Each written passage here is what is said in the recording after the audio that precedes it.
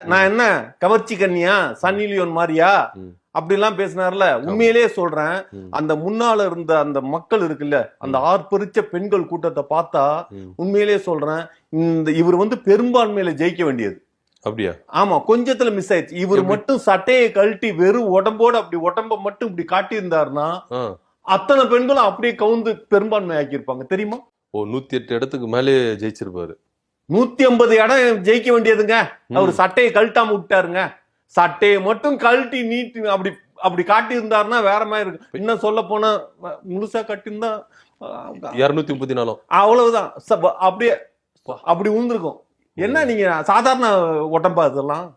அதெல்லாம் சாதாரண உடம்பா? நீங்க பாத்திருக்கீங்களா படத்துல எல்லாம்? எப்படி இருக்கும் தெரியுமா?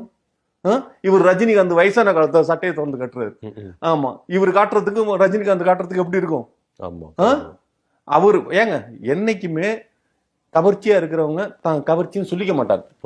ஆனா அவர் எவ்வளவு கவர்ச்சி தெரியுமா? அததான் சொல்றாங்க, கவர்ச்சினால வந்த ஓட்டு, கவர்ச்சினால வந்த ஓட்டுன்னு. அதுதாங்க அவரு சீரியஸா சொல்றேன். அவரு அங்க அப்படின்னு அப்படி கூப்பிட்டு இருந்தா என்ன நடந்திருக்கு தெரியுமா? என்ன நடந்திருக்கும்? வேற மாதிரி எதனா நடந்திருக்கும். வேற மாதிரியா? இப்ப அஸ்கி வாய்ஸ்ல கூப்பிட்டா வேற மாதிரி தான் சார் நடக்கும். ஹலோ, அவ்வளவு ஏக்கத்துல இருக்காங்க. நீங்க திருச்சி மக்கள் என்ன சாதாரண மக்களா? ஒரு விஷயம் நல்லா தெரிஞ்சுக்கங்க. சோழ பரம்பரை தெரியுமா?